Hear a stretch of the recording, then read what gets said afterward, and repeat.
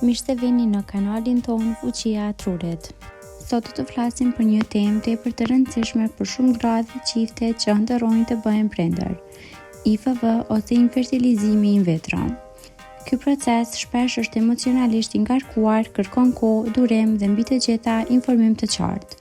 Nëse po mendoni të filloni IVF ose thjesht dëshironi të kuptoni më shumë, kjo video do t'ju ndihmojë të njihni hapat kryesor, rreziqet, shanset dhe këshillat më të rëndësishme për nënat e ardhshme.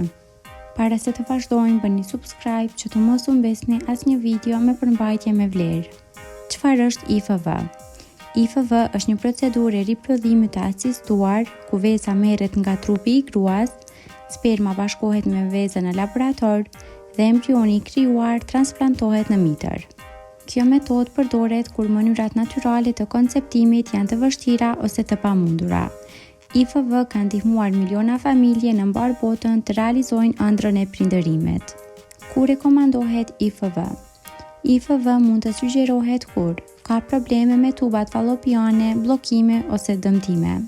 Ka ovulim të parregullt ose rezervë të olët ovariane. Ka probleme me spermën, numër i olët, lëvizshmëri e dobët. Çifti ka kaluar më shumë se 12 muaj duke u përpjekur pa sukses. Kur ka sëmundje si endometrioza, kur është përdorur metoda inseminimit por pa rezultat, kur nëna është në moshë më të avancuar riprodhuese. Për shumë gra mbi 35 vjeç, IVF rrit ndjeshëm shanset për një shtatzani të suksesshme. Tani do t'ju tregojmë se si funksionon procesi i fazave të IVF. Stimulimi vezoreve. Mjeku përshkruan ilaçe hormonale për të stimuluar vezore që të prodhojnë më shumë vezë. Ky proces zgjat zakonisht 10 apo 14 ditë dhe kërkon vizita të shpeshta për analiza dhe ekografi. Marrja e vezëve. Me një procedurë të shkurtër në qetësim, mjeku mbledh vezët nga vezoret. Është pa dhimbje dhe zgjat zakonisht më pak se 20 minuta. Fertilizimi në laborator. Vezët kombinohen me spermë në kushte të kontrolluara. Disa raste kërkojnë metodën ICSI, ku një spermë injektohet direkt në vezë. Rritja e embrionit. Embrionet monitorohen për 3 apo 5 ditë për të zgjedhur ato më të shëndetshmet. Transferimi i embrionit. Një embrion vendoset në mitër me një procedurë të thjeshtë, pa dhimbje, pastaj pritet rezultati. Testi i shtatzanisë. Pas 10 apo 14 ditësh bëhet testi i gjakut për të parë nëse IVF ka qenë i suksesshëm. Çfarë duhet të dinë nënat e ardhshme? IVF është emocionalisht i ngarkuar. Shumë gra ndjejnë stres, frikë, presion dhe pasiguri gjatë procesit, por është normale. Mbështetja nga partneri, familja ose një psikolog mund të ketë ndikim të madh. Mosha ndikon shumë në sukses. Në përgjithësi, gratë në 35 vjeç kanë shanse më të larta.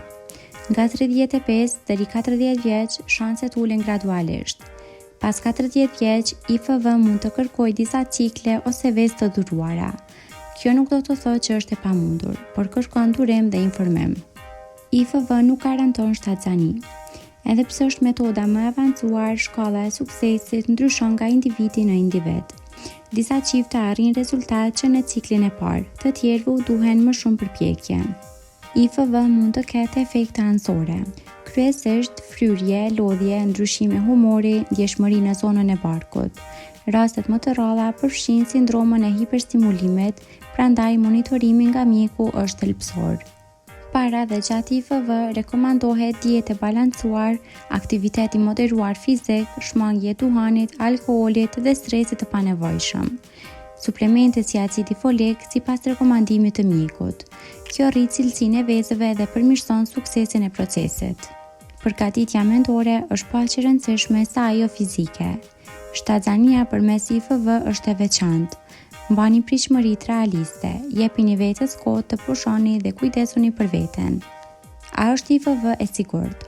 Po, IVF është e sigurt dhe praktikohet prej dekadash në mbar botën. Megjithatë, si çdo procedurë mjekësore kërkon monitorim profesional, klinikë të specializuar, mjek me përvojë dhe analiza të rregullta.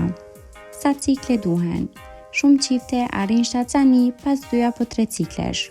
Por kjo varet nga mosha, shëndeti riprodhues, shkaqet e infertilitetit dhe cilësia e embrionit. është e rëndësishme të mos e fajsoni veten. IFV është një rrugëtim unik për secilin. Megjithatë, IFV është një proces që kërkon informim, përgatitje emocionale dhe fizike dhe mbi të gjitha durim. Ka shumë njerëz që kanë kaluar të njëjtën përvojë dhe kanë arritur ëndrrën e tyre. Kaq për këtë video. Faleminderit që na ndoqët dhe për më shumë video të tilla bëni subscribe, like dhe comment.